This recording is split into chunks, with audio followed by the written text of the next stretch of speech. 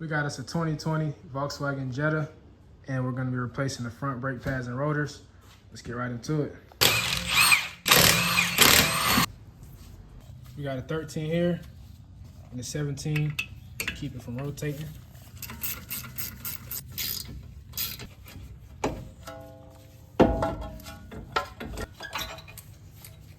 Throw this in the trash, but look at this.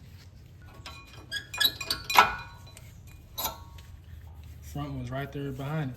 We got our caliper bracket bolts, which are in the back, about 21 mil. You see this little torque screw in here to get this hex bolt out the rotor, it's a T30.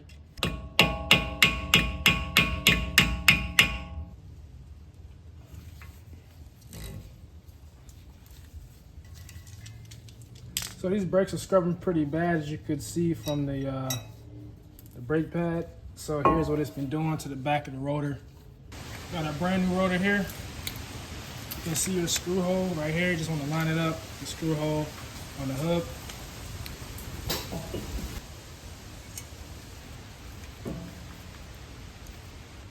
Grab the caliper bracket, you gotta reinstall that. So you want to take your pins out, get them nice and greased up. All right, we got that caliper fully compressed inwards. All right, get your pad, throw it in the back here.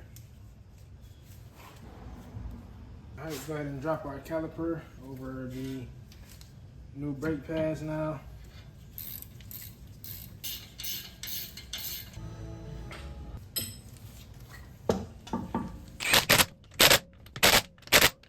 That's how you change the front brake pads and rotor on a 2020 Volkswagen Jetta. Until next time, guys, so car repairs. Peace.